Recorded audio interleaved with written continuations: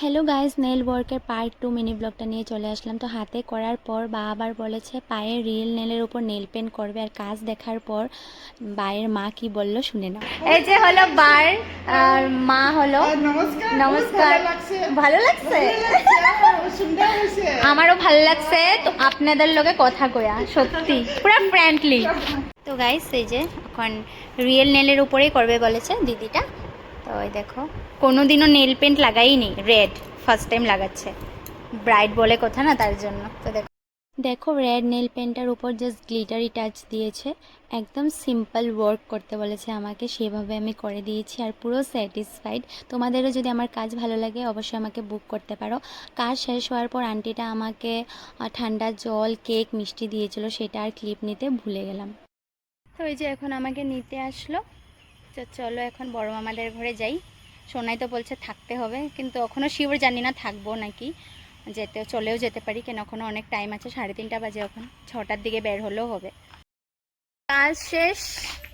সোনা পাপা ওদেরকে গিয়ে একটু এন্টারটেনমেন্ট করে আসলো, আর যে বা ওকে আবার ডেয়ারি মিল্ক একটা গিফট করলো।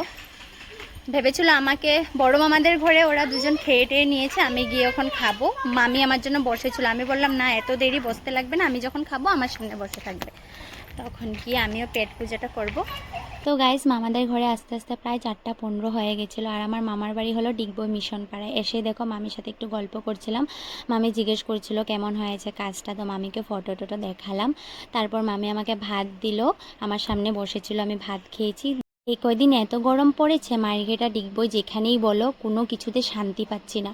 তারপর মামির থেকে একটা নাইটি পরে নিলাম, যেহেতু আমি কোনো ড্রেসই ক্যারি করিনি। তারপর একটু বাইরে হাঁটাহাঁটি করছিলাম, দেন রুমে এসে সোনাকে একটু ঘুম পাড়িয়ে দিলাম। দেখো ভেবেছিলাম সন্ধ্যার দিকে বের হয়ে যাব, কিন্তু সোনাই, আমার মামার মেয়েটা, মামি ওরা কেউ আসতে দিচ্ছে না। অন্যদিন তো ওদের বাহানা থাকে, স্কুল থাকে, কিন্তু এখন তো ভ্যাকেশনের বন্ধ, এখন থেকে যা।